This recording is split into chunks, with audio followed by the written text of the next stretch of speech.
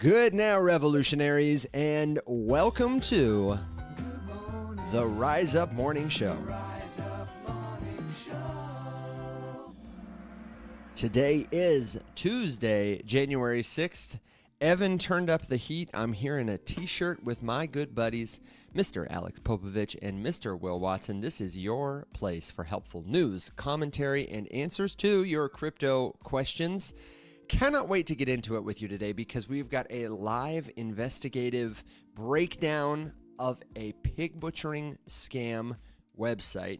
But we've also got your questions rolling in. We've got Will Watson's review of the Base app and so much more that you can play along with, whether you're listening now, live, or in the future. Hello. We hope your candles are green. Let us know. Leave us a comment. Share your crypto question with us. Or if you haven't yet, you know what I'm going to say. Jump on into community.rumshq, rumshq.com. It is the place the show lives 24/7. The only thing missing is you. We'd love to see you there. Gentlemen, how are you today? I'm good. I'm properly caffeinated, not properly hydrated. Feel great.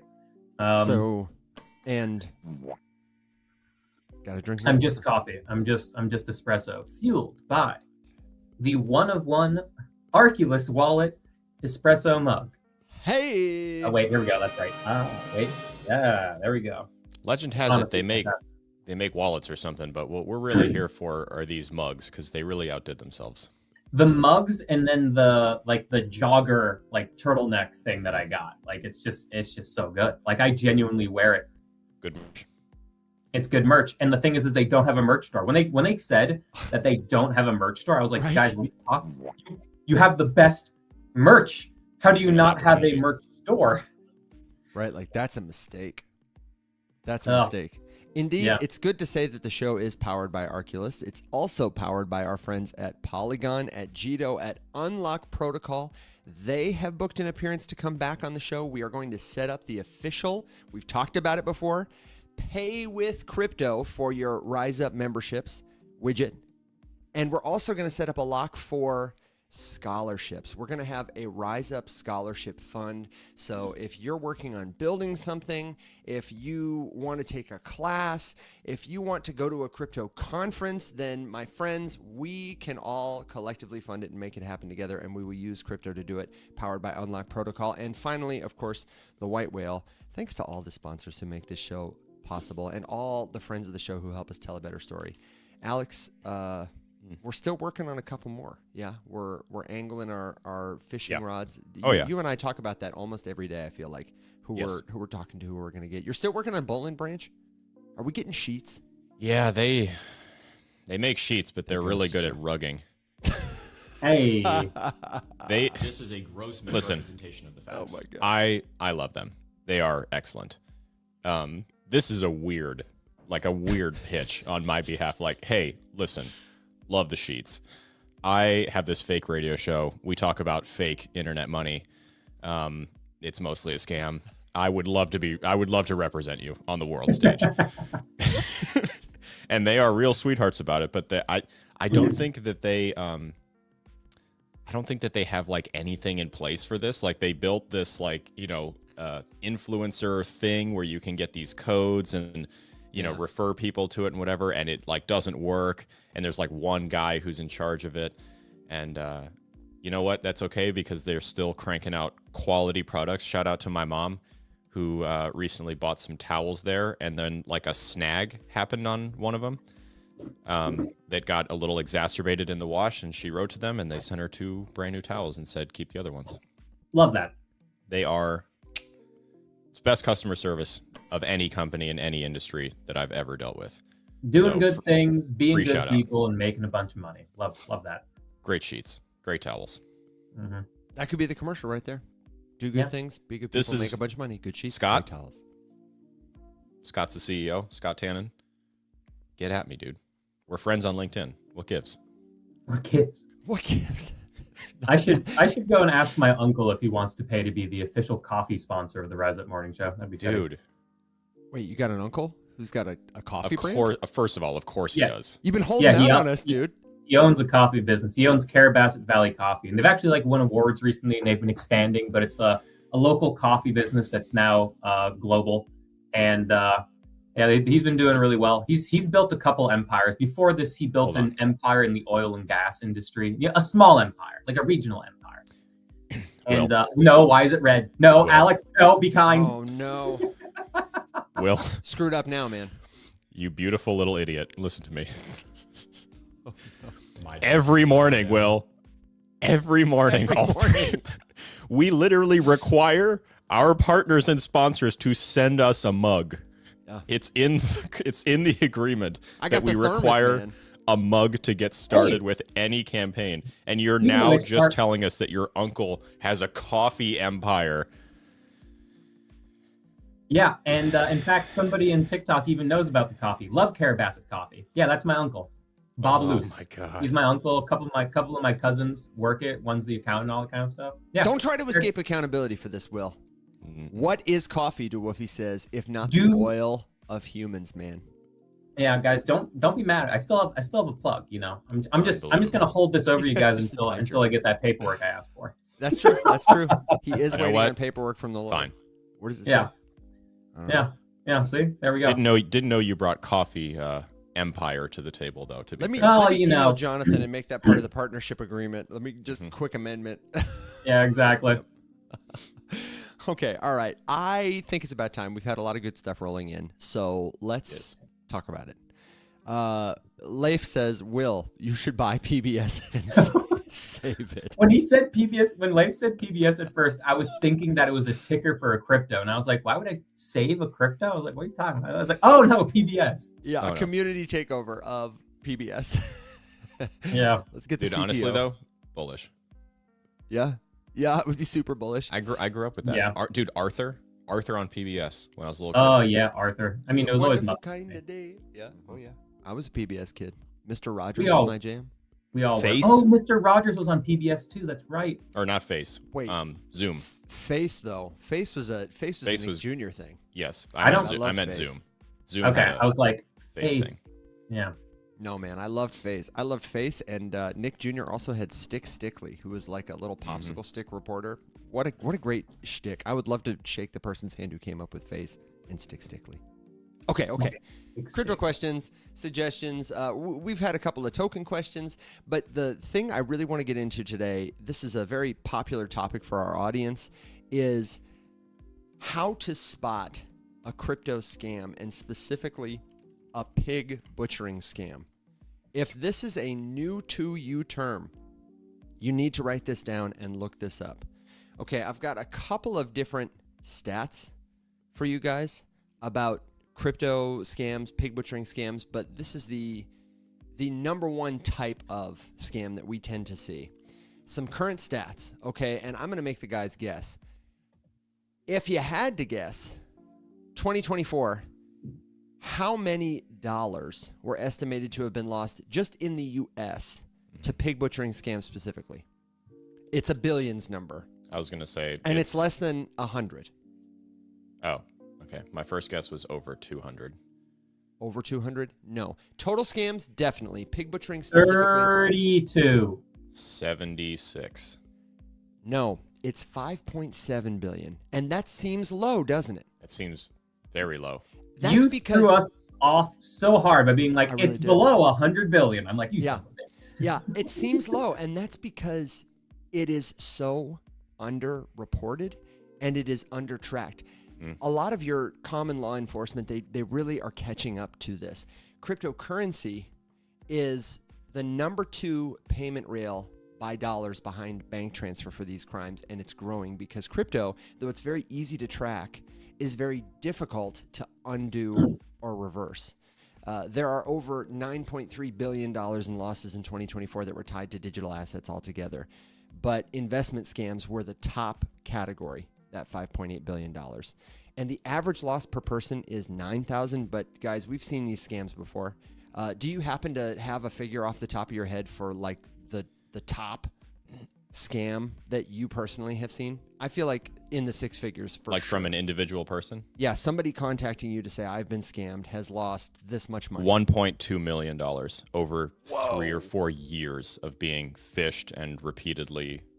Wow. Yeah, it was a really long one. Someone contacted me on behalf of a friend of theirs that they were trying to like pull out of the downward spiral of putting in more, because the way that they can just compound and get worse and worse is when you have put in so much and they dangle the hope carrot in front of you. Yeah. To continually get you to put in just a little bit more because you're going to rescue it and you're so hosed already. And it just went on, and she like sent me some stuff and we were going back and forth about it. And the shittiest part, I could tell it was a scam in the first 5 seconds. No. Yeah, and that's the real thing about this. The reason we're doing this feature today is because when you know what to look for, makes me physically sick to think about it. It's terrible, right? These scams, they're easy to spot, but if you don't know what you're looking for, they can be extremely convincing. Often, somebody who appears to be credible or who builds rapport with you over time. Maybe you're on a dating site, maybe you're on social media and you just get a random friend request. Somebody calls your phone number and says, hey, are you picking me up from the airport? Or they send you a text, something innocuous.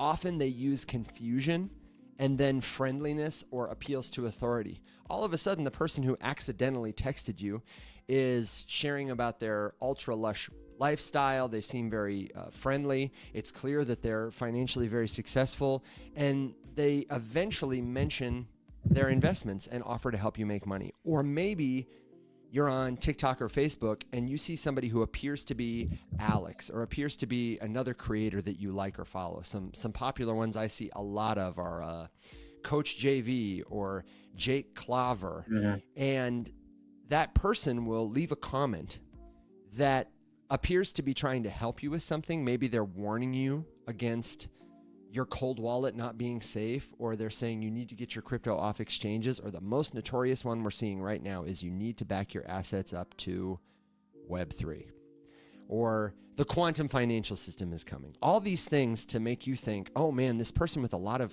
authority that I trust is telling me personally that my crypto isn't safe. So I better respond to them. And then when they respond back to you, you start to take their suggestions because you think they're somebody worth trusting. Okay.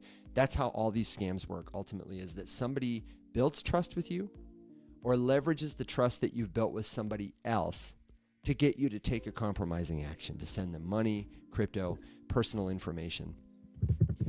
And I reached out to all my followers because we've had a lot of complaints about this. I don't know, we get dozens of messages a day about scams like this, asking, does anybody have an example of a website that they were lured to that scammed them? And I got a lot of different responses, but I want to show you one in particular today so that we can talk about the signs to go through together. Before I do it, as I'm pulling it up, do you guys have anything else to add about like the particular kinds of scams that we're like seeing right now, the messages you see? Or is there anything that maybe I didn't set the table scams with? that I see all the time is like, you'll see comment sections of my videos, I'm sure your guys' videos too, where I'll be like, oh, Elon is now partnered with this coin. It'll be like Kavadin is the big one, or like Kavagdin or Kadagagavigidin, or like something along those lines. And then you'll see like change one letter in that word every week. Yeah, change one letter in that word and then throw it in there. And then they want you to like comment on them, like, oh, that coin's gonna, and then they're gonna reach out to you. That's the big scam. So if anyone says like an altcoin you've never heard of before and there's a ton of them in the comment section, that's a scam. That's them casting a line trying to catch you. Yeah, and often they'll say something like, made big gains on XRP, now I'm betting it all on scam token name. Or another one, have you seen this one? Where someone will say, I don't know why people make it so hard. Just use a trading bot that automates your strategy for you. I've made like 6,000% in 2 weeks or something like that. That's another really common one. Mm-hmm. Yeah. You know what I think all the time? Because like TikTok has comment filters, and I have about 200 different words in my filters that are not allowed to show up, which is one of the reasons my comment section looks better than a lot of people who don't do that. It's exhausting because you have to constantly be adding new words because like Will just said, that, Kavardin, Savardin, whatever, like there's some trending nonsense. You block one, the one letter changes, or it's just tagging like the name of a scam account, creator kind of a thing, whatever. So-and-so helped me, blah, blah, blah, whatever. There's a gajillion different ways. I'm sure we've all seen all of them. I just wish there was a way to protect against the ones that were phrased. And I feel like with AI, it should exist already, that I could block like a concept from being commented on, like disbelief in the amount of money I've made in a short time, and put that in there, because I see so many that they don't link you to anything. They don't call out a name of anything in particular, but they encourage someone to reach out to that person to get more information, which always makes the connection stronger, because all you see in the comments is someone who's killing it, and they're not trying to tell you anything. They're not trying to tag an account or tell you how they did it. They're just commenting that they've made a ton of money, inspiring you to reach out to them. And then as soon as you do that, it's game over. Yeah, we have comments rolling in from people who are sharing theirs. Are you a holder is one I see a lot. I also see, I'm looking to invest, preferably Bitcoin. And that's to set up somebody who will come in later and be the expert. Like that person comments, they're a bot or they're a scammer. And then someone else who looks like me will comment and be like, hey, I can help you invest in Bitcoin. Send me a DM. Also, what about those cybersecurity experts? We're going to talk about that in maybe a second. We had the comment asking how we can set up the comment filters for an audience member. Do you know, can we do that? It's tough because a lot of the time, if you're not a creator, you don't have control over other people's videos, right? No, that's correct. And I don't think so, but you know what I can do? And Tori just suggested it. I'll see if there's any way. I might have to do it manually. But I could take like my full list of filtered words and just like put it on a PDF, and it could just be known, like, hey, everything for sure on this list is a scam. Everything. Yeah. And then, and to be fair though, too, I've blocked a lot of words that just get used in that scam sentence a ton, and I block pairs of words. So like, me too. I'm trying to think At of one one off the top of point, my head. I had to. Sorry, Alex, but this is just so ridiculous. I have to say it. At one point, I had to block the letter E. Yeah. Because they were just saying E for crypto, and I had to block E, and then all comments just got erased, and I was like, well, what the hell do I do here? Do you guys remember when they would do not the stock font, but it would be like symbol font, or like WhatsApp would be separated by bullet points or whatever? That was, they're so tricky. I have a lot of special care. See, that's one of the, you hear a lot of people lament that like TikTok is in on it, or they don't care. They definitely don't care. Whether they're in on it or not, who knows? It's engagement. I guess it's a gajillion comments. But yeah, I've had to block. Like they could just filter out special characters. They could just prevent you from using special characters in comments and save the entire thing. They would delete half those comments, overnight. There's all sorts of things they could do to just prevent 80% of the spam Really, from truly happening. But I will show this on screen real quick for our friends in TikTok land. I'm sure it's the same on other socials. Can one of you guys assist me with a quick screen share on the phone to show, if you go to your settings, it may look different on mobile, but this is effectively what you'll see. You'll see options for, just a second, let me get in here. In the settings wheel, all different things, but the one you want to go to is privacy. Mm-hmm. And then once you get there, you can block different accounts or see the accounts you've blocked. You can set preferences for how people are allowed to interact with you. And the one you want to go to is in the comments section. Oh, maybe it's not going to give it to me here. Might have to do it on the... There's a couple things you should do in there. Yes, you there it should is. just, if you're Content just using preferences. it to watch stuff, just make your account private. So on the phone, what I do is I go to privacy, I go to comments, and then I can filter out specific words and I can type them in. But here on desktop, I see it's content preferences, filter keywords. Let's see if it'll show my list. Oh, no. But it'll filter posts. Oh, see, that's dumb. That's not what I'm looking for. It's a... We'll have to scrub this from the clip later because it's not helpful at all. But overall, though, the process is the same. You can go and filter out keywords, and then it's impossible to leave a comment for those words. That's exactly right. Okay, are you guys ready to see this website? I've been gatekeeping. This website is one you should not go to, but I'm going to tell you, it's web3networkledger.com. What a great website, right? Will, hit me with the screen share. I'm going to give people just a little zoom here around. I'm gonna drive. Oh, come on. Hang on. We're in incognito mode, so they don't detect us. That's the little logo right there, Web3 Network Ledger, your gateway to Web3 finance. Unlock the power of cryptocurrency, buy, store, swap tokens and NFTs, and explore the decentralized future with confidence. 256-bit encryption, multi-chain support, then a button to start now or learn more. And I just wanted you to check this out. Web3 Network Ledger, and look at this. Look whose product pictures they stole.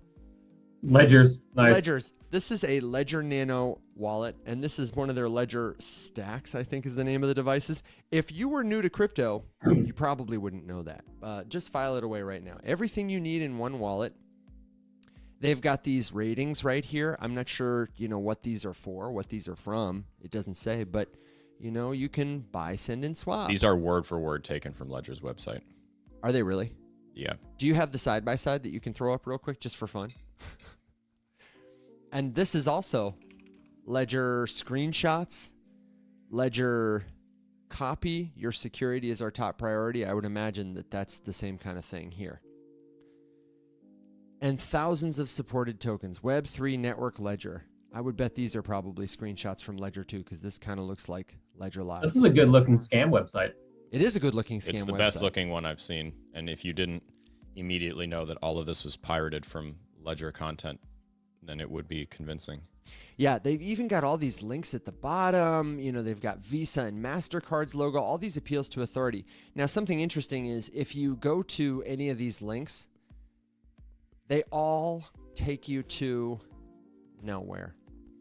Nowhere. I'm clicking on documentation. I'm clicking on Help Center. I'm clicking on blog. Some of the links do go places, but the only place you can really click to is the next screen, which is inviting me to sign up for, an account or to log back in. Okay?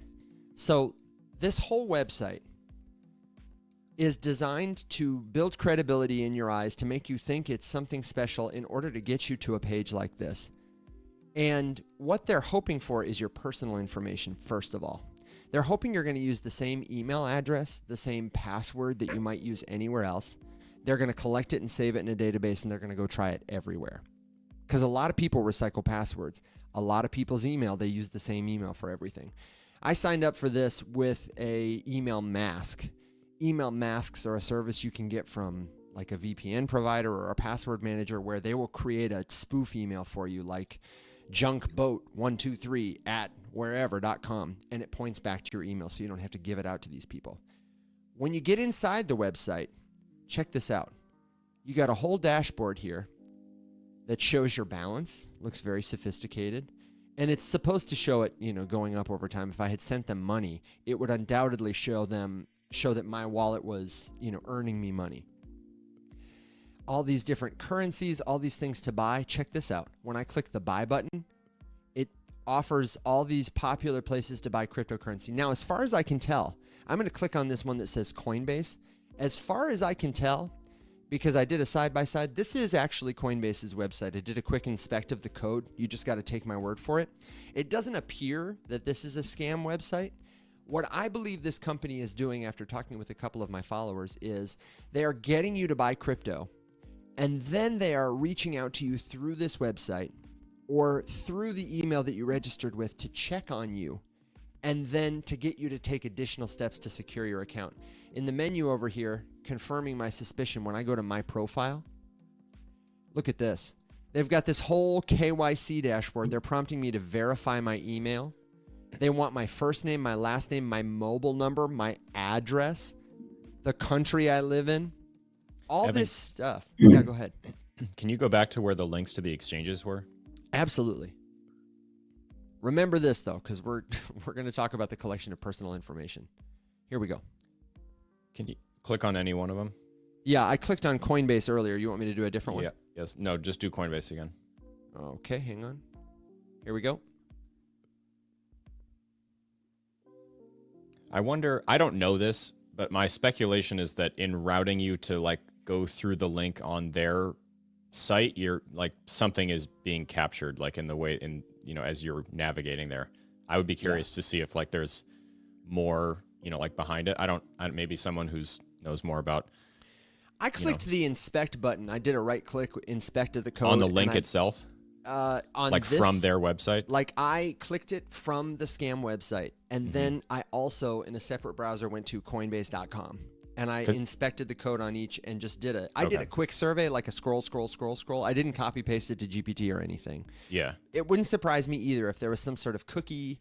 Because I just don't know enough about it. Just like honestly. Like Tori's pointing out here, you can get more information from link clicks, and I'm just curious if like in the click something happens before I end up on Coinbase's actual website. You know, where like I get routed through something or something gets captured. You know, like because I'm clicking on it from their playground. Yeah. That's what I'd be curious about. Webhooks, absolutely. So I'm doing this from like a private browser with my VPN on. You know what I mean? I'm trying to. Yeah. I would not recommend you go click this without taking those kinds of precautions. You know, don't be doing this from a device where you got all your crypto wallets open. When you go here, though, I want to come back to this my profile thing. Okay. There. Look at this KYC. This is another. All these things. Like the copy that they stole from Ledger's website, like this KYC stuff, all this is stuff that you would see on a regular crypto website, right? That's really the magic of how these things work effectively, is the fact that this is a new space with a lot of words and jargon and terms that go along with it. And because of the general unfamiliarity with all of this terminology, they can literally just kind of pepper jargon all around these things and just make it sound convincing. Like, because then you have basic word association. You're just starting to learn about this kind of stuff. You're like, oh, I've heard about this. Oh, I do know that you are supposed to not keep your crypto on exchanges. I know you have to secure it somehow because those exchanges can go down. You know, like just enough to be dangerous when someone knows exactly how to exploit, you know, like the basic knowledge of some of this stuff. But you know, there are a couple of tells with a website like this, and I'd like to get into them now. Definitely. So you may have noticed if you're playing along with us and watching the screen, the copy, it's a little generic and it's a little off. Like this says, create your own NFT and achieve extraordinary sales. What an odd way to say that. And what an odd thing to lead with. Buy and sell NFTs from the world's top artists. Really? Wow. Like John Doe? Lisa Mayfield, spelled F-E-I-L-D. I don't know about you guys, but I've never met a Mayfield, a field anything who's like Faye-Eeld. You know what I mean? Maybe she's related to Leif. Maybe it's Mayfailed. I don't know. But then, again, everything, buy. And I bet if I click buy, look at that. They got a fake contract address, a fake token ID. But I those can't copy this. Those conversion values from ETH to US dollars were not right either. Oh, really? Let me look at that. Oh, yeah. Look at that. So there's all these little things. Actually, zoom out. Uh-huh. Oh, never mind. Yeah, they're just repeating the exact same number over and over again. They're just alternating. They're just kind of phoning it in. And again, 0.0345, 0.0567.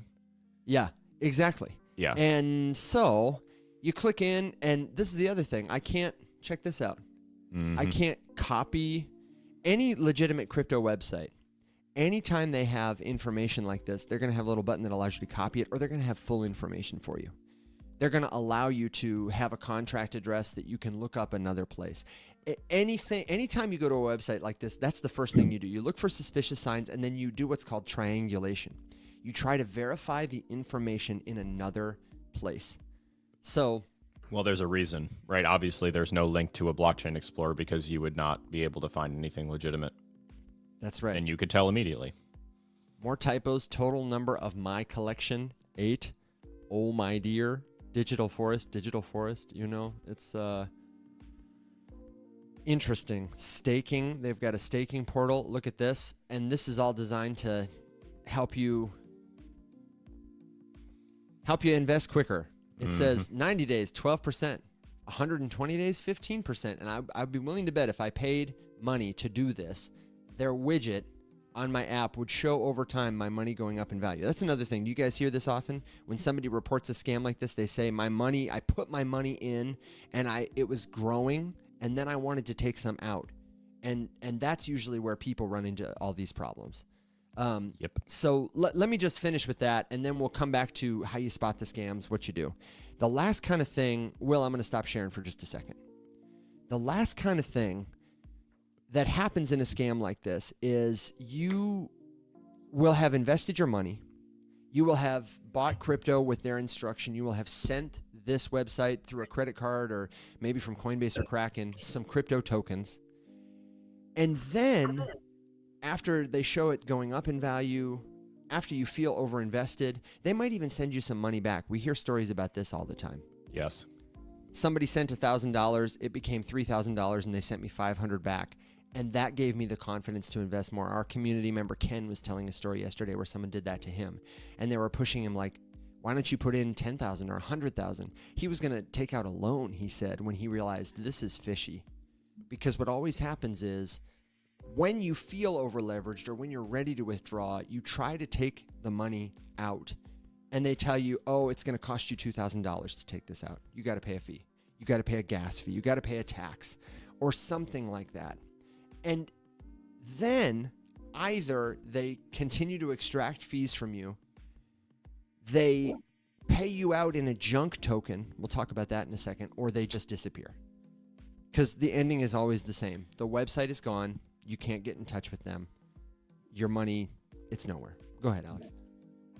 There is a follow-up to this whole thing that we're seeing more and more and more, though, wherein the exact same people who ran Web3 network bullshit ledger, whatever, no, they have a full record of everyone that they've ever gotten money away from, anyone they've ever scammed. They will then start targeting those same people with recovery attempt scams, because those are also scams. You'll see that all the time too. If you comment on someone's video that you were the victim of a scam, all of a sudden you'll start getting replies from contact so-and-so for recovery, contact so-and-so for recovery, so-and-so helped me recover my assets, whatever. It's the same people that ran that, and they will start to recover your assets for you as long as you pay them that recovery fee. And then they have to pay, have to pay them to do the investigation, but it's okay because they have a really high success rate. It's the same people running just a tandem scam that is designed to prey on people who fell victim to the first one. Yep, often there you they'll go. have profiles that look like this. This username says cybersecurity expert 4737, hashtag God trust, hashtag expert in spying, hashtag perfect in hacking all devices and accounts. And it's the same kind of scam, just like Alex said. The thing to remember too is that, like, obviously, many of us could look at this and instantly just get every single piece of this is a red flag, right? But that's not it's not designed for you if that's the way that you feel about it. Like, I've never fallen victim to any of these because immediately I can tell that every single one of them is a scam, but they're not meant for me. They're meant for someone who's just coming online for the very first time, is completely inundated with a million trillion things. I just wanted to point out that I see a lot of people like, how could you be so stupid as to fall for this, sir? If you click on that, like, you deserve to get scammed. I see that kind of stuff all the time, and it's like, imagine so dumb. Imagine for a moment that, like, is there anything on earth that you are not an expert in? Can you pick like one thing that you just don't know that much about? I bet you I could convince you that like something about that subject is true. It's just such a shitty comment. I see it every single time this stuff comes up. That's, they're designed for people who do not spend a lot of time online or are brand new to being online. And there's a million trillion things that are bombarding you all at the same time. It's designed to overwhelm you and overstimulate you and just confuse you. And then all of a sudden, what are you left with? You're feeling FOMO. You're getting left behind. Everyone's making money but you. On and on and on and on. All of these things perfectly curated and designed to get you feeling frantic, panicking, and ready to click on anything. Yeah, and it's one of those reasons why too, and I stumbled upon my saying that I say at the end of my videos, do good things, be good people, make a bunch of money, right? But it's just like, that we need to have more of that in space, more of the be good people thing. Because like, I've never understood it. I mean, I guess I do like psychologically, like small people like to feel big by putting other people down. And people oftentimes, I feel like, who make a bunch of money allow the money to corrupt their morality and destroy their empathy and make themselves think that they feel better about themselves. But ultimately, they're just like sad little pathetic douchebags who are unhappy with their lives. But I'm going on a totally different tangent. But yeah, there's like so much of that in the crypto space. And I don't know if it's like internet culture. I don't know if it's just like money corrupting people, or like you just think you're better and it's bullies, or like a combination of all of that. But it's just such a dumb, heartless reaction. And it's a shame because like those posts will get so proliferated because it's emotionally triggering. And then that kind of stuff hurts our space. It's almost as damaging as the rug pulls and the scams that we're just talking about here. Like, if you actually care about the crypto space, like you want it to be a welcoming place, if you really believe that cryptocurrency is for everybody, you need to be welcoming of everybody.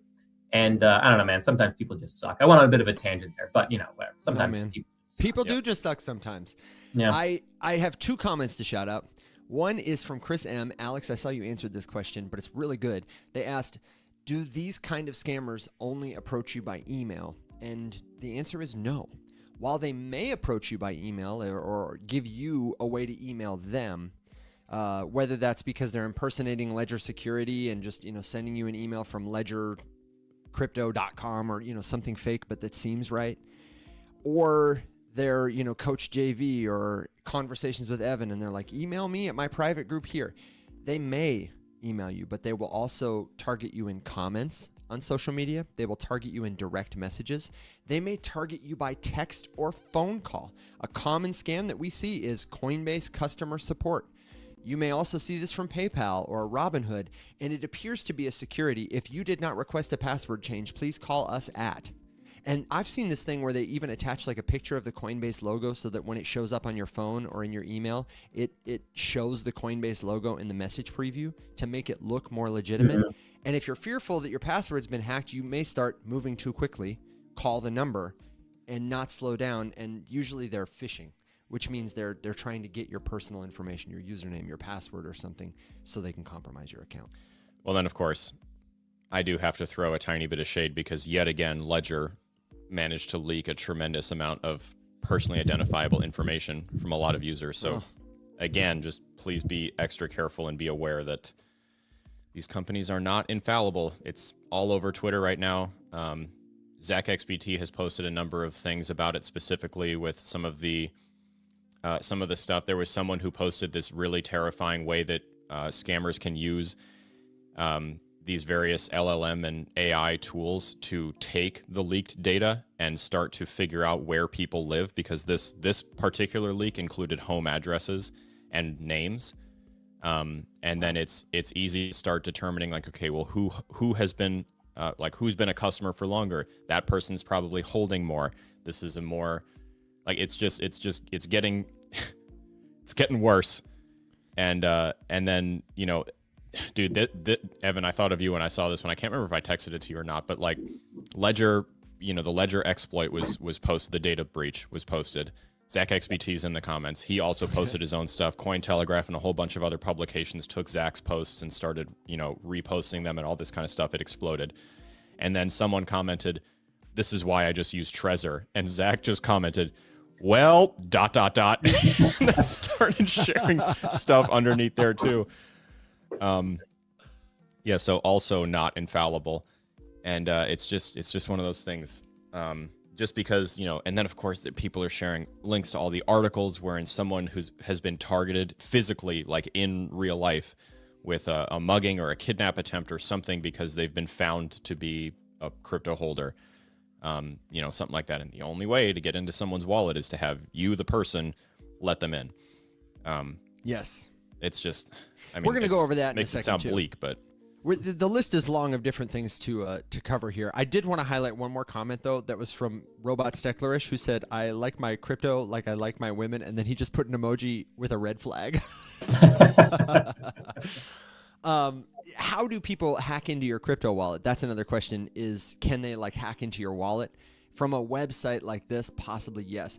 I'm going to share that in a second. I do want to share a resource I just learned about. There's this penetration tester, somebody who's like we call them white hat hacker, like a good guy hacker. His name is Ryan Montgomery. You can find him online. He talks a lot. He's really interested in busting child traffickers right now. And actually does like really cool work. A lot of people in that community are, just, screaming into the shadows, but this guy, he's legit. And he's got a website called pentester.com, Pentester. And they have a free scanner you can do, but they also have like a paid service. I'm thinking about trialing it for my mother-in-law. They have helped. They've got information related to, remember that big AT&T data breach? You can just very quickly enter your email, enter your website, and they will show you like, hey, here are some leaks that you've been involved in. And they have a service where you can request to have your data removed from websites that are posting it without your permission. If somebody's leaked your data, if your data's out there, you can't get it back. But if somebody's posting or hosting your info, then they can help you get it taken down. And that's a great step, because if your info is out there, that's how those scammers who send you that text in the middle of the night, who are like, hey, it's Coinbase, did you change your password? That's how they got your email or your message, your number in the first place. They got it because it was leaked somewhere. So pentester.com. Now, to the question of can they hack my wallet? Sometimes when you go to a scam website like this, they will ask you for, William, I love you, but you must be gentle to your keyboard. Sorry. It's okay. They will ask you for information that will allow them to, they'll often say, back up your wallet, back it up to Web3, secure it with Web3, port your wallet to the quantum financial system. On a website like the one we showed you, they will ask you to input your wallet information, specifically your 12 or 24 secret words, your seed phrase. You should never, ever, ever, ever, ever give this to anyone for any reason, unless you want them to be able to access and control your crypto. Can someone hack my crypto wallet? No. If you're using a legitimate wallet, probably not. But if you give them that information, it's as good as gone. You might as well have made them the co-owner, given them a copy of the key. They can do everything with your crypto that you can when they have those words. And often what people experience is they back up their wallet and then their crypto disappears and they don't know where it went because somebody else has sent it out from your wallet. Now, I want to return to this whole website and talk about what are the signs and schemes to look for. And I recognize that a lot of the crypto websites we look at may appear like this to you, especially if you're new. You may not have the ability to parse through for yourself to see this website is legit, this one is a scam. So as we wrap this segment up and welcome your questions, I cannot stress enough. This is why every episode we plug the community. It is so important to get into a group of crypto users so that you can ask someone else. Get in the habit of always asking, like, for a smell test. Just help. Like, hey, what do we think of this? Because if it's a scam, immediately you will avoid it. And if it's not, the group wants to know about it. Exactly. So we're going to talk about the warning signs. I'm just going to rapid fire them, and then we're going to talk about how to report a scam like this if you've been a victim. Okay. The first thing we look at is the website address. The scam website here, web3networkledger.com. Sounds very brand new, like slightly off. It's intentionally confusing. There might be like extra letters or hyphens or misspellings. If they're trying to impersonate Coinbase, they might say like CoinbaseCryptoBuy.com or something like that. They often include really random buzzwords like global or financial. Real financial platforms, often they have a made-up domain. Robinhood, Coinbase, Kraken. And the other thing, if you're not sure, is social proof. A lot of these websites will have that fake reviews, the 5 stars or whatever. They might even have reviews. A pop-up I see a lot on these scam websites is like, pop, John F. just bought $3,000 of ETH. Teresa J. sold $22,000 of ETH for a $5,000 profit, whatever. Stuff to compel you to believe they have credibility, that people are successful, and you should spend money with them. They might have a dashboard like the one I showed you that only goes up.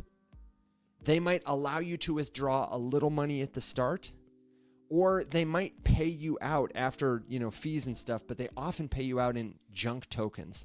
I saw a common one a couple weeks ago going around called four-way mirror money, where what they'll do, this is a token on Pulse chain.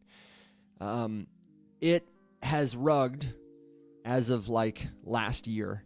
There hasn't been any liquidity, meaning there's no money in the pot for you to withdraw your tokens against. And it's had this constant price. So when it shows up in your wallet, because the token has been traded in the past and because it has a price, it might look like, yes, I in fact got my $30,000 back, but it's in this token called four-way mirror money, and I need some Pulse token or some ETH on Pulse or some BNB to pay gas for it. That's a scam too. There's no liquidity for it. You won't know that unless you're an experienced crypto user and know how to check it. The scammers are relying on you to think they're still your friends. Another thing we see is that when they are done with you, they disappear. The website just shuts down. You can't withdraw or you can't get in touch with them. They ghost you completely. That's often when people come to us looking for help is, hey, the website disappeared, or hey, the person wants me to do this, they want me to do that. And I want to be clear, if you have sent these people money, if you've given them your personal information, it is already too late. 99% of scams like this, the victims are never made whole. But it is still really important that you report this crime. And the place that you should go to report it is a website called IC3.gov. This is a website that is hosted by the FBI, and they make it easy for you to report your crime. And I say easy. There's a lot of information required. They're going to want to know the website. Can one of you guys give me a little flip so I can show it to the folks?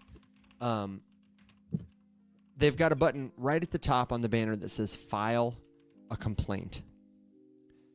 You'll need to be able to share with them the website, any emails. You'll want to take screenshots or pictures, and they will follow up with you.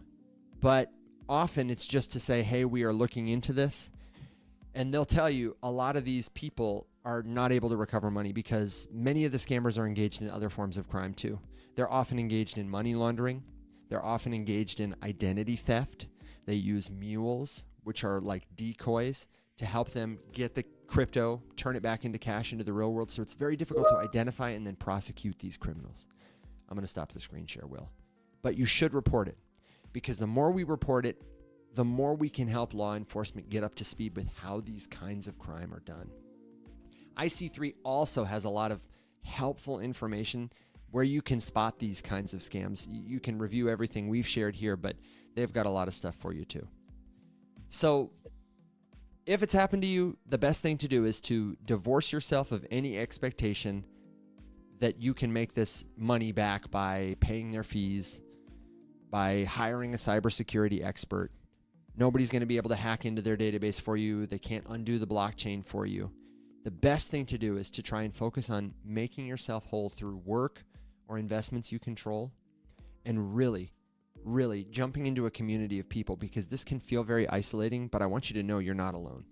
There are dozens of people who have been scammed just like you, who are very smart, very successful, and it just takes one little mistake.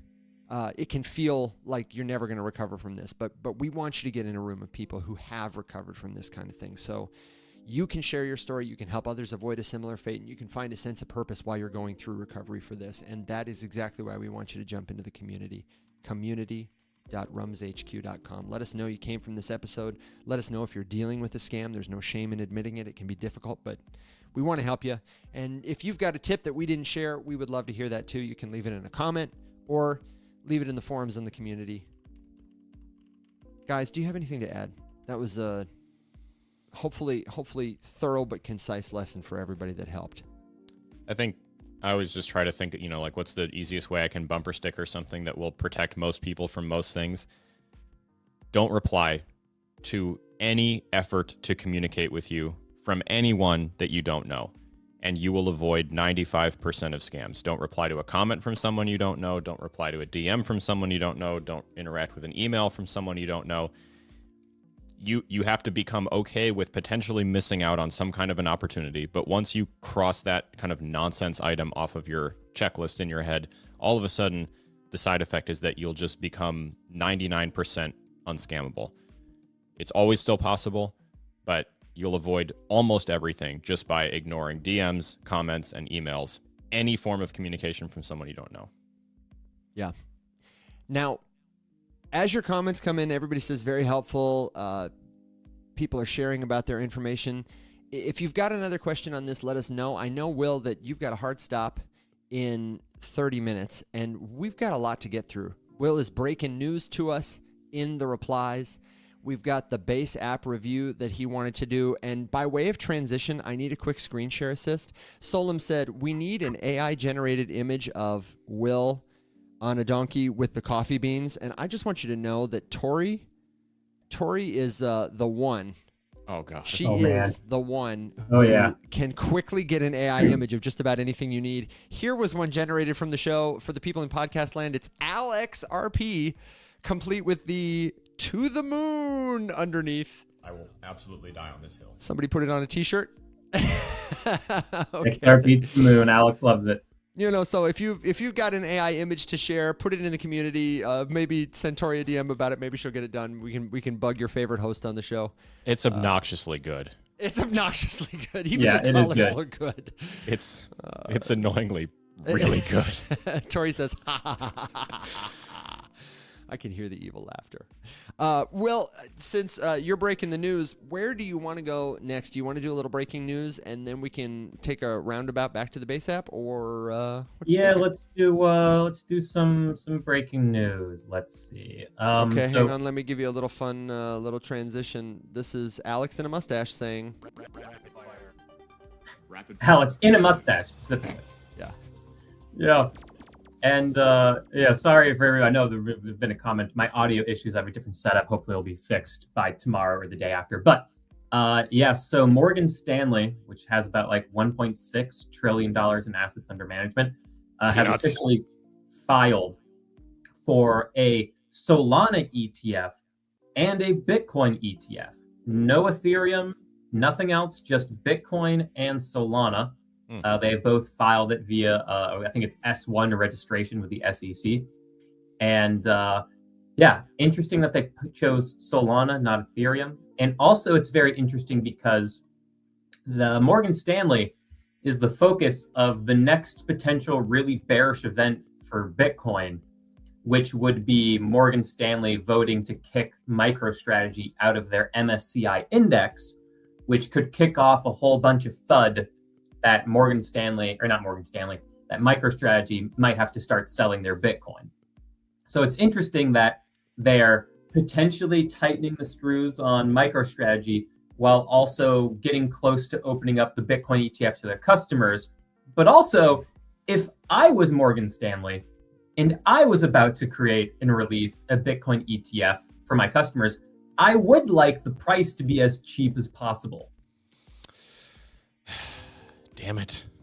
It makes sense, doesn't it? Because there's a part of me that's like, well, if they're getting into crypto with the ETFs, maybe they'll be chill with MicroStrategy. But also at the same time, maybe they won't be chill at MicroStrategy so that all of their people at Morgan Stanley can buy as much Bitcoin as possible. Can we start a campaign to get Morgan Stanley to just be chill? Can we? Morgan Stanley. Hey, guys. Be chill. Be chill. All right. be chill. No sudden moves. Okay, Bitcoin's very scared right now. Take it easy. Yeah. Take it easy. And now the other news, going to another altcoin and one group that sponsors this show, Polygon has done some interesting things. And now remember, this show is sponsored and powered by Polygon, but that's because we really liked them and what they do. And even though they are paying us, I'm going to show you some data about a reason as to why you should at the very least begin paying attention to the POL token. It's cool. So let me share something else. Token, dang. Yeah, the token itself. It's like now it's personally on my radar screen because even though they're a sponsor, I was not really interested in the POL token. Will, now it's doing something that it's on my watch list. It's not on my buy list. It's on my watch list. Do you have Sandeep's post about it? Because I can. No, I do not have Sandeep's post about it. I have the Polygon blockchain tracker. Dude, for some reason, I thought you were going to say, I have Sandeep's phone number. I have Sandeep's phone number. No, I Let me don't. text him real quick. Yeah. Oh, sorry. That's my other family member that has this other empire. Hang on, sorry. My cousin Will, I Sandeep. swear to God. See me in my office. Yeah. Evan, scroll over to just do a slow pan here. So what this is showing the burn of POL tokens. And as you can see, since about December 29th, the burn of POL tokens has really started to accelerate. And so there has been a burn of the POL tokens. It's been in place for a really long time. It's the same as what the Ethereum burn is, which is that as usage of Polygon increases, there is a natural burn of the POL token. And since the very end of the year of 2025 into now, this is a sign that activity on Polygon's blockchain has really started to kick off. And I'm not quite sure what activated this. Maybe, Revolut has been active for a while, but something is going on Polygon that has really started to increase the usage of it and has really started to increase the burn. And if this trend were to continue, this trend over here, then Polygon's burn is effectively 3 to 3.5% annually, which would make Polygon deflationary because Polygon's annual inflation is 2%. The other thing that's also interesting is that there is a proposal that is up for a vote that even if the vote, which won't be up until at some point this quarter, even if it were voted to be approved, it wouldn't be implemented until Q3 of this year. So think the fall time, where the tokenomics would change, where Polygon's total supply would be capped. So it wouldn't have that 2% annual inflation. And there would be a revenue buyback program that would also start to dramatically reduce the supply of the POL token. So that is speculation. That hasn't happened yet, but it's something to have on your radar screen because that combined with the burn makes Polygon something that we should all be paying attention to, not just in terms of it as a blockchain solution. It's already in that category, absolutely, of something to be paying attention to and has cool stuff and things that can benefit you. But the POL token is on my personal watch list now. And I think it should be on everybody's personal watch list with these changes because Polygon makes a lot of money. They make like $500,000 a day right now. It's crazy. Yeah, it's one of those things that is always been on my, for the record, want to make the disclaimer clear that we are currently sponsored by Polygon Labs, not to talk about POL. That's kind of specifically in the agreement there. Mm-hmm. But also worth noting that we seduced them. We came onto them. They didn't come onto us. Yeah. And put on a robe. Yeah. Well, I know that like purple robe. There's always the inherent question with anything like this. Like if there's a token involved, how do we feel about it? And I've always been kind of like, I don't want to say ambivalent. That's not the right word, but just, cautious because anytime you have one that has been around for a really long time and is now kind of, gets shown up in the news by like the younger, hotter models, then they just it becomes really hard. Like these, the term dinosaur token gets thrown around. They kind of have like this anchor on them. It's a lot harder for them to move than it used to be. There's a lot of old baggage and all that kind of stuff. And I think the only way around any of that kind of stuff, because the way that we first started that conversation was like, hey guys, we dropped the ball. We need help picking it back up again. What can we do? I think that this is kind of one of those things. Like if you just keep succeeding and then also do work on the token, I think that kind of gets missed a lot too. Like you have the company who does a whole bunch of different stuff, right? There's the attempt to make new partnerships and do all these kinds of things that make headlines.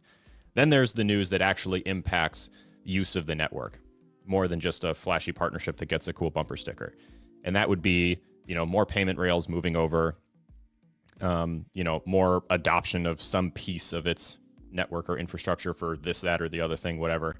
And then genuine work on the tokenomics, like we're seeing with Uniswap, which is another one that fits into this category of been around, nothing incredibly problematic about it, just old, has kind of fallen out of the zeitgeist, as it were, and then made some relatively significant changes to its tokenomics model that made it just a more appealing watch list item, I think is probably, I would agree with you, Will, the best way to phrase it. So I don't know. I'm super curious about it because everything you hear about it is good right now. And I think there's still, caution that needs to be had just because, anytime we're looking at these cryptos that have been around for a really long time, you can't just ape. That can be a good thing. It can also be an anchor. Is it too late to get in? Yeah, is now a good time to buy? Yeah. Thanks. Nice. Shout out to for me, it's just like, oh, go ahead. It's a coin to pay attention to, and what I'm paying attention to is A, of course, price performance, but also B, I want to see if that elevated burn status is able to continue and also keep going upwards, because we're seeing TVL and usage of Polygon continue to go up, and I personally expect it to continue to go up. But that's the thing. I want to see if that burn level that they're at can be maintained, because in and of itself, becoming deflationary is already pretty cool from an investing standpoint. But then if you were also to layer on top like revenue buyback and burn model, like that would put Polygon in a category where like everyone and their mother would start talking about it. And that's the other thing that you have to account for that being like something to actually get the attention that like a meme coin would get on social media, but actually has adoption and usage and revenue and all the other things on top that make it great. That becomes a really interesting opportunity, particularly because the POL token is so beat up. Like it's so beat up. Like there's a big potential opportunity there. So again, though, this new burn rate is very new. We want to see it maintain it, but it seems like it's in a position to potentially do that because Alex, like you said, they've been focusing on making sure that they actually get usage and adoption and revenue. And now that they've done that over the past, 8 years or whatever it's been since whenever Matic was created, now they're kind of setting themselves up nicely to try to focus on maybe some token work and token focus. So you're telling me there's a chance? What's funny too? I feel like Polygon has kind of laid out the framework for dinosaur tokens to become relevant again by like over time building up the reasons to without trying to do like some sort of single flash in the pan, like very hypey thing. And it's a roadmap that could absolutely be replicated by other tokens that we have seen kind of fall into, the obsolete category, like Cardano and Polkadot, who definitely have the infrastructure to do something like this and are just like at this point now actively choosing not to. Damn. Correct. Shots fired. Shots fired. Yeah.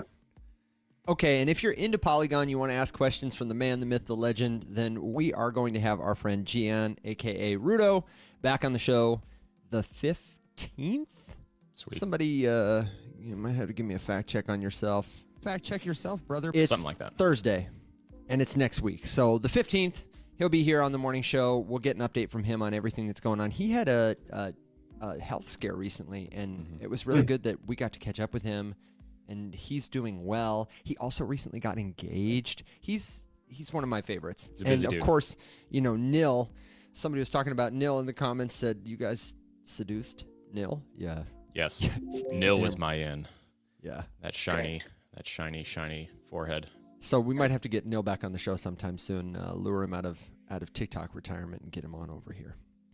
Will, I know you had one more segment that you wanted to take us through, a little review of the base wallet. And then, actually, to close out the show, I have the delight to tell you we've got UberEatsGuy in the comments with an update on his scare. Remember, he came on the show a couple weeks ago and told us he was worried his Tangem Wallet had been compromised. He wasn't sure if he was talking to the actual support team or a scammer. We gave him some advice, and we want to see how it worked out for him.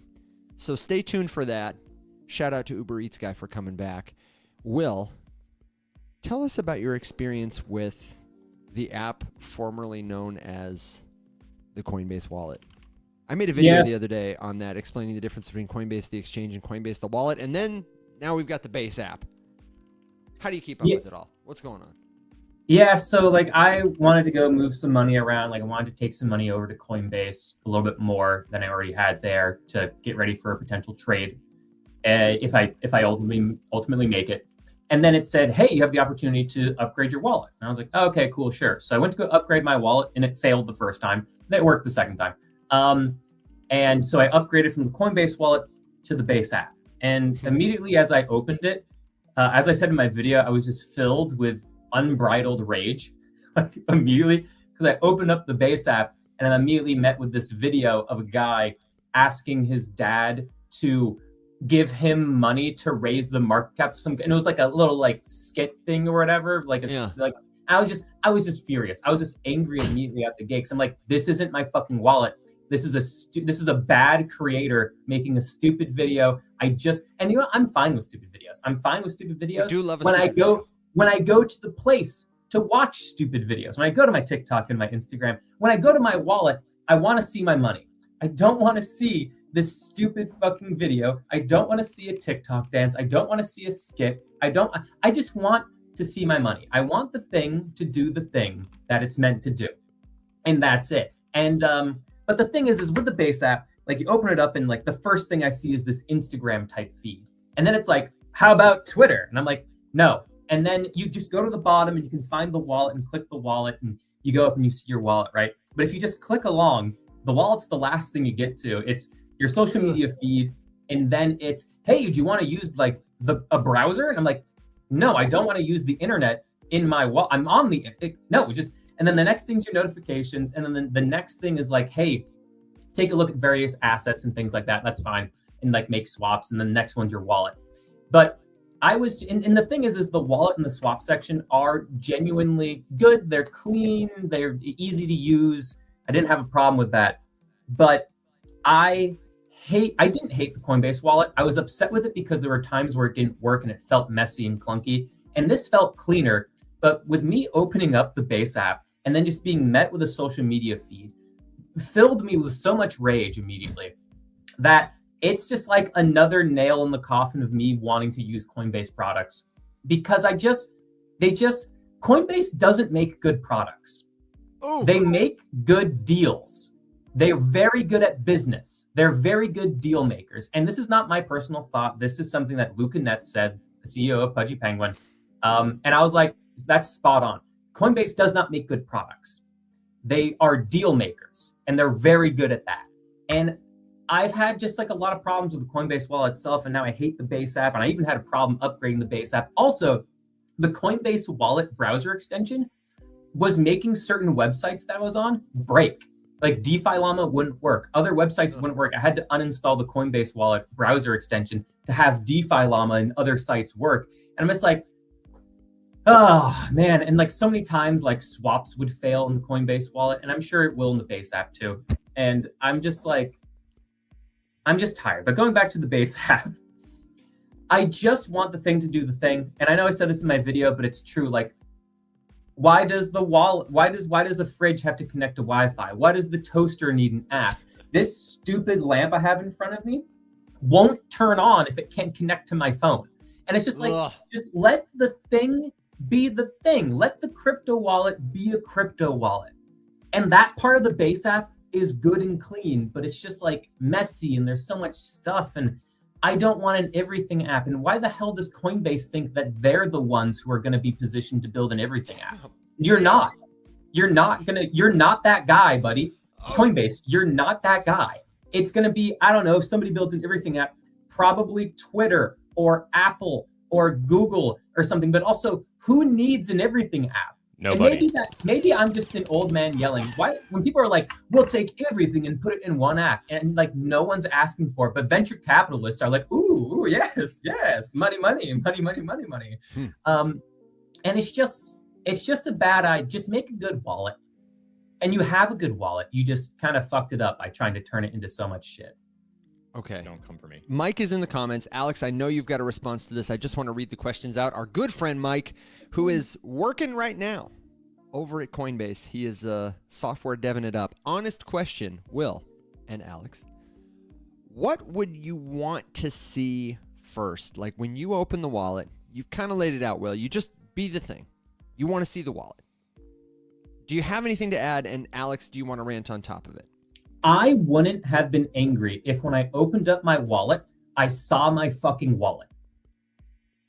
That's it. I would have been, I would have, this is how my experience as a user would have gone. I would have opened up my Base app and I would have said, hey, there's my wallet. I would have done the thing I wanted to do. And then maybe I would have clicked the other buttons to see like, hey, like, what's this? What else is here? I'm like, oh, there's the social media feed they talked about. Okay. But like that is on the side. I want to see my money. I want to do the thing that I'm here to do, and everything else is fine. Like, right? But like, I'm here for my money. I want to see my money. Alex, you got a thought?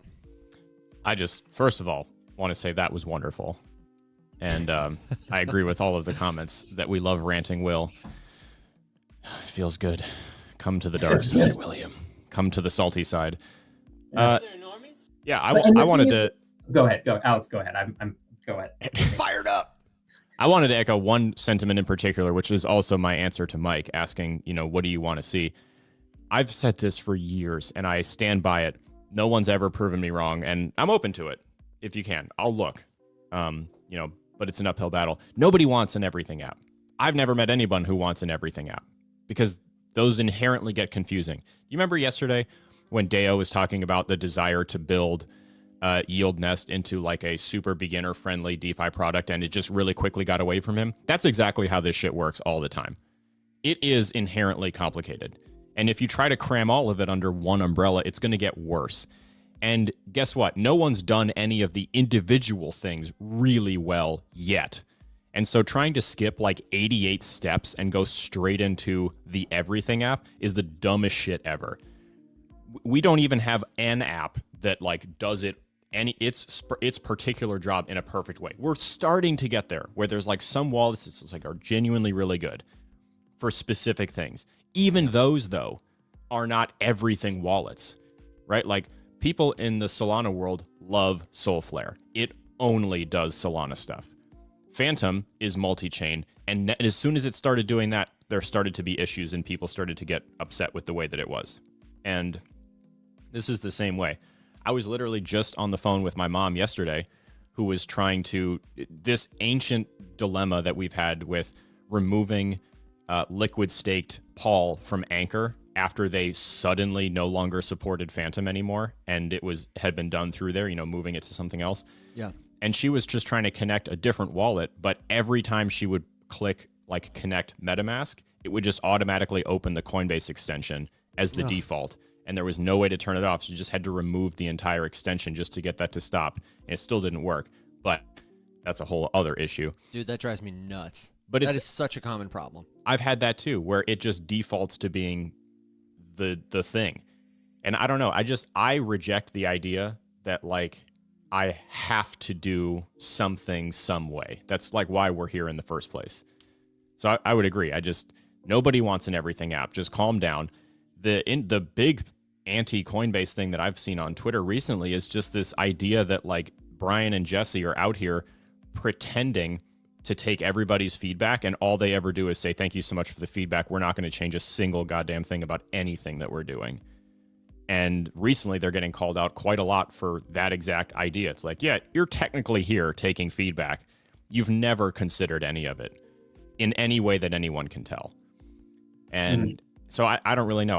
I don't want to open a wallet and try to do wallet things in a world where already there are so many issues with, like we just spent the first hour talking about scams and accidentally connecting to the wrong thing. I don't want to like open a wallet looking for a wallet and accidentally see shitty Instagram and not know how to get away from it, and then, like I said, let's do one thing well before we try to make the everything app, which I'll die on the hill. I don't think anybody wants an everything app. I think that would immediately just become unusable. Yeah. I saw the question from Mike here who said like, hey, when you open up the app, why open the app? Make more money, check on current balance. I go to the app to move money around. I go to the app to do DeFi, and that's about it. That's why I go to the app. And if I want a social media experience, I'm going to go to Instagram or TikTok or Twitter and stuff, not, as Alex put it perfectly, really crappy version of, not really crappy, but like worse version of Twitter and worse version of Instagram. I'm not going to do that. Also, I want to say this too. I make most of my moves in the crypto space on my computer. I do some on my phone, but most of it is on the computer. And I want a good wallet browser extension experience. I've had not the greatest experience with Coinbase. And I know the Base app is supposed to have a browser extension. However, when I Google the Base app browser extension, the first 3 links do not work. They're the old Coinbase wallet and not the new one. And I was just frustrated. And I was like, apparently there's one. I'm not easily finding it, putting it into Google, and now I like don't really care to use the product at all. And I'm probably just gonna use Phantom. I'm probably just gonna use Phantom moving forward. Yeah, I would add for Mike. I agree with everything the guy said. I do think an everything app is actually a killer idea, and I think Coinbase or maybe Robinhood, others have said, would be well positioned to do it. I don't trust Meta to do it, and I don't think X is savvy enough to get it right, but they all have different things. I think Coinbase has this crypto, I won't say monopoly, but you're regulated, people in the US use you like you, trust you. And it seems like the brand is trying to pivot away from crypto. I imagine it appears to me the framing of like the base app. Maybe you're trying to drop the coin, and maybe you're trying to be like, oh, social up front, crypto in back, surprise. But you really do crypto well when you do it well. And go ahead. It just,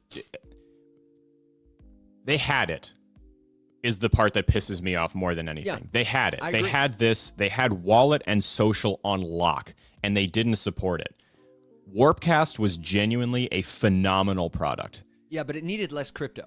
I'm more aware. Everything. I know, but the answer was not take it out back and shoot it. The answer was work on it. And if you want to talk about someone who did intake feedback aggressively and work on stuff, it's Dan Romero.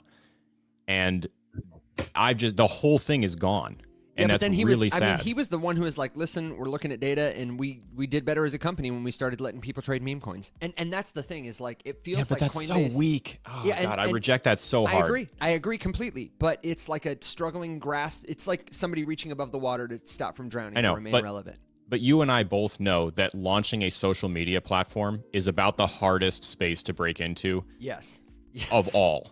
Like it, bar none. I Okay. can't think of anything that has like a higher barrier to entry than successful social media, because, you know, the idea that someone now has to use a thing, it's very difficult.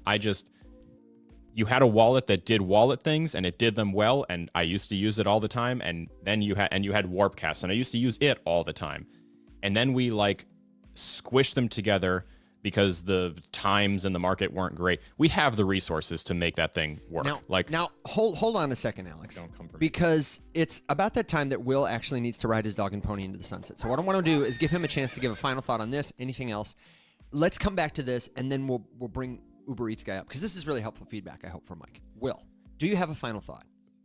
And my final thought, I guess, would just be like, Mike asked the question, like, hey, does the social feed within Venmo annoy you at all? And no, but it does bother me a tiny bit. But the thing is like, after using it, like when I open it up, it's not like as in your face. It feels like I don't like it, but it doesn't fill me with unbridled rage, because with Venmo, I'm also just like sending money back and forth between friends to pay each other stuff. It's not like my money, it's different. Yeah. It's not my money. It's little payments back and forth with friends. It's very light and casual, as opposed to my future, Very different. Yeah. Okay. Well, on the way out the door, I'm going to give you a prediction from the 8 Ball. It says swap to Bitcoin. Hope that helps. Nailed it. Okay. See you guys. Ladies and gentlemen, he's your friend, he's mine. Mr. Will Watson. See you later, brother. Okay, Alex, let me get back to your feedback. In answer to Mike's question about the Venmo thing, that one doesn't bother me, but honestly, I think it's partly no, it really genuinely doesn't. I hate it. Okay, but first of all, I don't spend time in Venmo. And the goal with this is that they want me to spend time there. If I was like, can you imagine scrolling the Venmo feed? Yeah, that would suck. It'd be terrible. Yeah, no one on earth does that. And if you do, why would I want anyone to see like scared of Evan you. sent money to the pizza guy, or his nail salon, or Yeah. whatever? You know what I I'm mean? not Like, saying that's- it's a good feature. I'm just saying in Venmo's case, it's simple because I can very easily and seamlessly use it. If someone tells me that they would prefer to be paid through Venmo, okay, great. It doesn't like really handicap my use of the app to have this dumb little feature, even though I don't like it. And Venmo, I hate to say it because I'm not a fan, for obviously many reasons. They've earned the right to have a stupid little feature that is just kind of the way that it is, that no one cares about. Yeah, it's a novelty.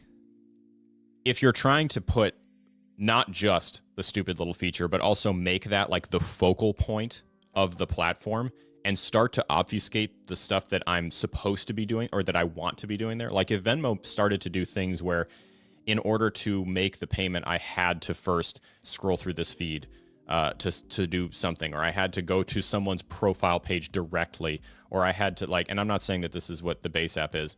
I'm just saying that anything that they would start to do that would erode the ease with which I can get in, very easily scan someone's QR code and send, or send a request, or just pay to a friend of mine on my list. Okay, then yeah, I'm going to start getting annoyed. Because all of them have something. I mean, you know, not any one of these. Cash App is really the only one that you just open. It's just like, boom, money screen. You know, PayPal has all sorts of crap in there. Venmo has the stuff in there. You know, Zelle, whatever. That's still the dumbest Kat has one. this comment here. It says, I mean, imagine if a bank app had this. It wouldn't work. Who wants to scroll for banking? Seriously.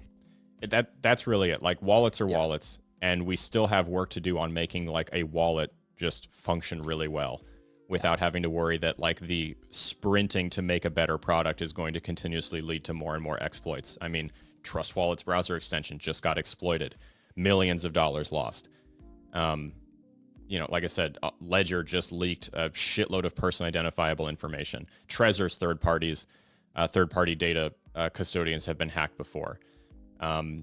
Everyone has had users of their product targeted through email phishing scam attempts. Tangem had this whole thing where accidentally was sharing private keys to an app when you opted into a thing that wasn't well broadcast and someone lost $1 gajillion. Like all of this stuff we still have so much work to do on wallet that like, why don't we slow down on everything app? Because I'm telling you right now, the company that can nail good, seamless, easy to use wallet with interface that doesn't confuse everyone. And the shittiest part is you have so many things to reference. You already have like, how many users does Cash App have or PayPal have or Venmo have compared to these wallets? Because I would hazard to guess it's probably more.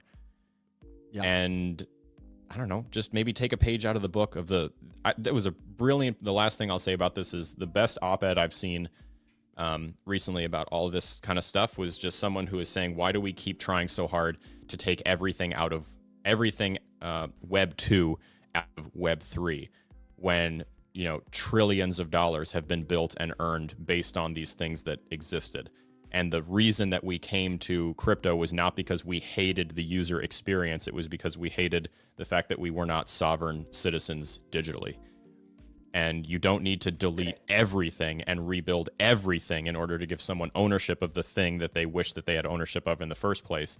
And yet here we are pretending that we need to redesign the very concept of an application from scratch as if we don't have 30 billion things we could reference that got gajillions of users and made tons of money and worked really well. So I just think we need to calm down. Mike says, I want you to be able to open the base app, see opportunities for making money, and close the app having more than you did before. I want to ask Mike, what is the best, because we've had a lot of different people contributing feedback. I know Tori has a lot of feedback from like deep usage, but we also, as you know, Mike, have many people at all levels of experience in this audience. What is the best, most helpful way for you, for Jesse, for Brian to receive this feedback? Is it for us to write a Twitter thread? Is it for me to make a video and post? Because I have a lot of feedback. I'm not going to get into it here. I have a lot of feedback, especially on like, if you want to be the everything app, if you put 1/10 of the effort into creator coins that you currently do into like an actually helpful crypto native solution for creators, I've got ideas about that, man. You could spend half the budget, half the time. Jesse Pollock could go do something else for a minute and then come back and talk about it and onboard people to it. I know he's passionate about that. That would be good. See, but that's my thing. I don't think he's passionate about it. I think he's passionate about being really famous. I kind of think so too. And maybe for the right reasons, but maybe that's the wrong reason. It doesn't matter because it doesn't manifest properly. Right. The one who wants to pull the sword from the stone will never be the king. So he's got to first want to, you know, I don't know. I don't know Jesse personally. He seems like a nice guy. I have genuine feedback as well. I don't trust it. Yeah. And my honest feedback to start this off, Mike, and I love you dearly. I know that you didn't like do all of this, and this really feels like a roast. Yeah, sorry, Mike, by the way, because we do love you. I would literally for free sit down for hours and like go through the whole thing and like talk and help and try to contribute whatever. I genuinely would.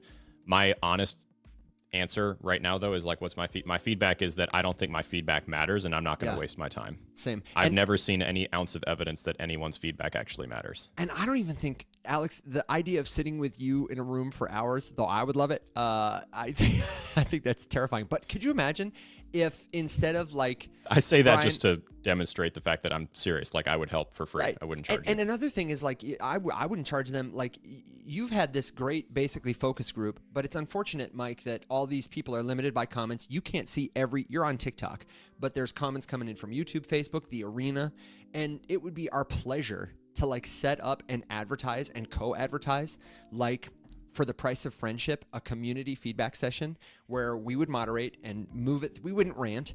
We would move through, we wouldn't put the red on the screen and say fuck and all that stuff. We would have an honestly helpful conversation.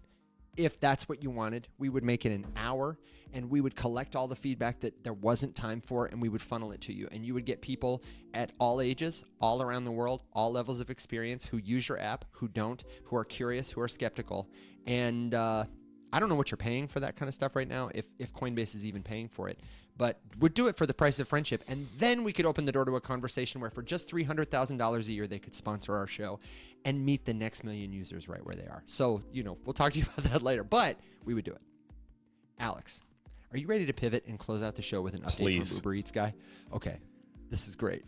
I am so thrilled. He is so patient. On Car Talk, they have this segment that I love called Stump the Chumps, where somebody who has called into Car Talk to get a diagnosis of their mechanical issue, has received advice, has left the show, comes back to share whether or not the miracle mechanics got it right or got it wrong. So just a quick refresher, UberEatsGuy called into the show a couple weeks ago because he had received a suspicious email communication. He was having some trouble with his Tangem wallet, and he was concerned that because his wallet wasn't functioning as he expected it to, and because of this email, that maybe his wallet had been compromised. And so the advice we gave him specifically was, one, to make sure that he was talking to Tangem support, to get their email from their official website, to reach out to them, to double check that it matched the email that he had been sent, get in contact with them, and establish a clear line of communication, because they would be the ones to help him. And now he's back to tell us if that was helpful, if something else happened, whether we were right or whether we were wrong. Ladies and gentlemen, monsters and machines, please welcome him back to the Rise Up Morning Show, UberEatsGuy. My friend, thank you for your patience. I was actually just waking up like 30 minutes ago when I joined your show. It's morning somewhere. So what's happening? It has been solved. I think I was scammed. I think the email probably was a scam because I saw it later and I hesitated by opening it up with one of my other devices, and then it did some weird stuff on that device, like it was hacking everything, and I was like, why did I open this thing up again? So, but I did work with Tangem email. They don't have a phone number, you have to email, and then I was getting really frustrated with them. But they said the issue with the swapping of my XOM inside of my wallet was not because of that. Maybe it was a scam. They said it was an issue with their beta something. And then I said, well, I've never had this problem with swapping XOM in my wallet. They said it was a beta issue. Does that make any sense? Yeah, it makes sense. And so let me make sure first, because I want to give Alex a flower. You're saying that it was at least a helpful suggestion to get into touch with their actual support team. Yeah. Okay, all right. Okay, I'm giving us a win for that. And my question to you is... I think the email probably was a scam. Yeah. But I did get in touch with them on... And do you feel like you're moving forward? You may not understand the issue. Do you at least feel confident that your tokens are safe, that you know what the next steps are? Are you satisfied? They are safe, but I'm a little iffy. I was wondering if someone had stolen my funds, because my account, my Tangem wallet, was way down. But after yesterday, I suddenly got an extra $1,000 in my wallet yesterday. I think because all my coins were actually down, like XRP. I have XRP, So suddenly the missing money that I thought was gone it's because we had a bad year this year in crypto. Yeah, and sometimes, have you ever experienced it? And I'm talking to everybody in the comments, that you can log into your wallet and it won't display your balance like correctly, or there'll be something off about the way often it's just like a data retrieval issue. There we go. Hey, brother. There you go. Have you ever experienced There's that? my picture. Ta-da! Have you ever experienced that where you have like a data retrieval? It shows the wrong information in your wallet. It Like shows maybe the wrong balance. Yeah. Yeah, so you go in there and you think you have X amount in there, and I'm like, what? I'm missing $200. It's because it hasn't updated or something. Yeah, so check this out. Lots of things can throw it off. This is another one for our friend Mike at Coinbase. This is my Coinbase wallet right now, one of my social wallets. What? Look at that. Holy moly. For people in podcast land, it says that I have 8 trillion, 43 billion, 305,861,530 dollars. Okay. I do not have that much money. Okay. Mine says filthy something very rich, similar. man. Yeah, what I do have, actually, relevant to my friend Mike, I have these Logadog tokens from when I participated in the Logadog hot dog eating contest that, for whatever reason, even though there's not this much liquidity. They sent you 45. Yeah, each of these 45 tokens, billion. which is actually like a non-fungible token of you. If you zoom in, you can see it's a picture of me eating a hot dog. Wow. So it's a junk token. It's not worth anything, except it's sentimental to me personally and means something to me. I couldn't trade it. So sometimes that happens, and you have funky things happening in your wallet, but they aren't necessarily a cause for concern. Yeah, no, I had that in my Coinbase wallet. I had like $1 billion in there, and I made a video about it, and it was.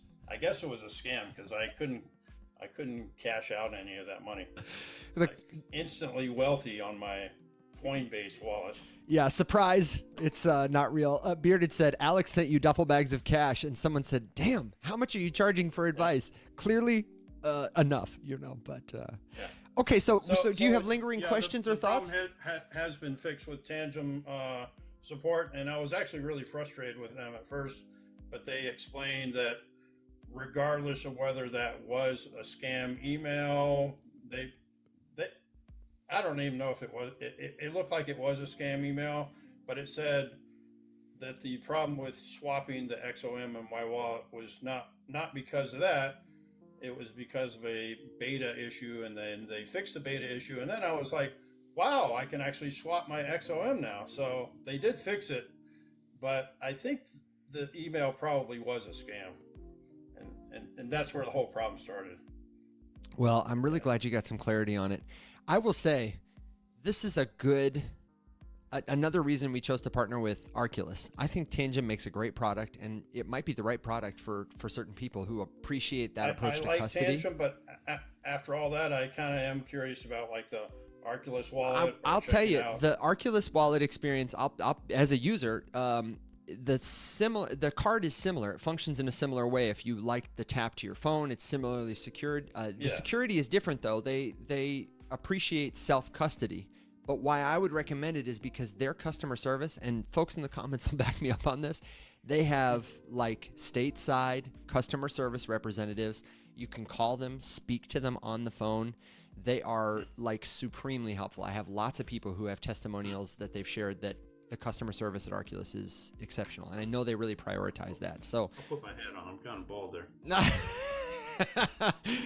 The people in podcast land aren't worried about it. They think you sound beautiful.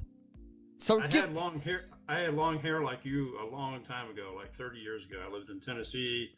I had long hair. Yeah. And I was kind of a rebel back then. It sounds like you're a rebel now. You're a cryptocurrency user exploring self-custody and hanging out with guys like us. So, man, thank you. Yeah, you guys are cool, man. Thank you for the update. I would say check out the Arculus. Just give their customer service a call. And just like prank call. After that whole thing scared me because I had a lot of money in my Tangem wallet. Sure. I like using the Tangem wallet, and I was like freaked out. I was about to lose all my money. But yeah, be careful clicking on links out there. I believe it was a scam. I don't know if that had anything to do with the swapping of the XOM. It looked like it it looked like it was because of that, but they did fix it. They said it was a beta issue and they fixed it. So yeah, it's good to hear that they fixed it. And I would say if it was a scam, that they got your email information probably from some kind of leak. You might go to that website we recommended earlier, pentester.com, and just put your email in to see if it's somewhere that's been breached. Go ahead, Alex. There's an interesting point because so the only like known scam attempt for Arculus users that I've ever been able to find was a mass email targeting. No, I shouldn't say mass, where a lot of customers were sent fishy, scammy emails. And so the speculation is that, okay, emails have been leaked from, any number of these companies, or they've been sold or something like that. I think it's also likely that everyone's everything is just compromised. And the second you show up on someone's radar as having purchased cryptocurrency related products, then the fact that your email address has already long ago been compromised, leaked, and sold to a billion people with traffic sold and leaked and all that kind of stuff, all of a sudden you just come up on a watch list like, hey, so-and-so just subscribed to Arculus, to Trezor, to this newsletter, to that newsletter, to whatever. They are now a target for, crypto-related scam attempts. So I think that no matter what you do, it's not indicative necessarily that you have been like leaked specifically, just the fact that no one has perfectly clean internet hygiene. Nobody. I could also add the whole thing started when I had to KYC myself. So KYC with the Tangem Pay, customer service did tell me that Tangem Pay was not available in my state of Arizona. Now I Googled it later and I thought it was available nationwide for Tangem Pay. Tangem Pay is like a debit card that you can use to, I guess, pay for stuff with your crypto. I don't know why you want to do that. Keep your crypto. It might be worth more later.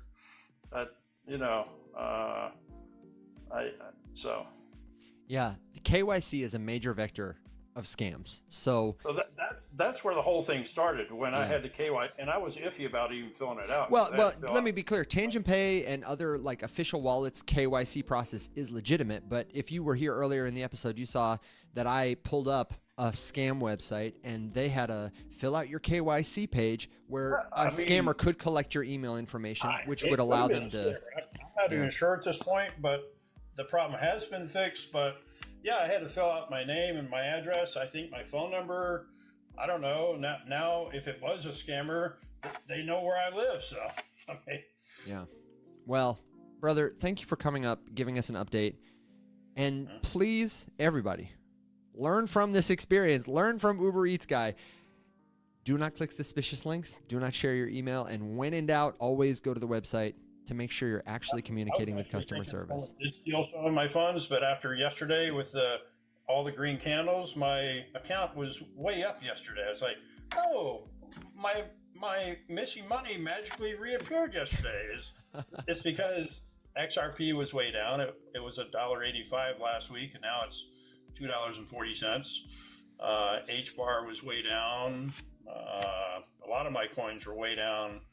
XOM was 60 cents last year. It's like 20 cents now. So amazing. My missing money is not missing. All my coins are down. So some of them magically went up yesterday, and so I had extra money in my account. So. Well, listen, brother, don't forget to take your profits. And if you have other questions, come back anytime. We really appreciate you. Ladies and gentlemen, give it up for UberEatsGuy. UberGuy. Thank you so much. We'll talk to you soon, brother. All right, monsters and machines. It's about that time. What do you think, Alex? Little final thought action? If you've got a final thought, a last question, suggestion, good joke, word of wisdom, or don't come for me, something else, then let us know. Leave it in the comments or catch us at community.rumshq.com. We're going to ride our dogs and ponies into the sunset until tomorrow, when we'll be back for Web3 101. And on the show tomorrow, we are going to do a walkthrough tutorial of Jito. Jito.network. This is one of the other partners of the show, your Solana liquid staking solution. And we are going to show you what the platform looks like. Alex is going to break down some of the jargon terms on their homepage. And then we're going to go through all the prerequisites you need to be able to stake your Solana tokens, what that means, in order to earn a little bit of passive income, start being your own bank, take charge of your DeFi destiny. The URL is Jito, Jito.network. And that's going to be on tomorrow's show, lesson 1. It's going to be a 4-part series. We're going to go through it nice and slow. And then Alex is going to host a workshop at the end of the month in the community so you can get caught up. And then tomorrow night, we got OG William Quigley, DJ Quiggs, coming back to Rise Up After Dark. And Thursday, we have got Jeebs, venture correspondent, returning to the show to share his predictions for 2026. And somewhere in there, you're having an episode of Trust Issues too. So it's a whole great week of content. And we would love to see you there. Alex, final thought? Nope. Covered a lot today. It was a long one, but a good one. Don't reply to comments from people you don't know. Don't reply to DMs from people you don't know. No legitimate content creator is ever going to reach out to you and offer to personally take you under their wing and make you a bunch of money. And nope, I'm well met. Thanks for hanging out. Thanks for hanging out, man. Great show today. Everybody, thank you for being the very best part of what we do. Until next time, my friends, be safe, stay well.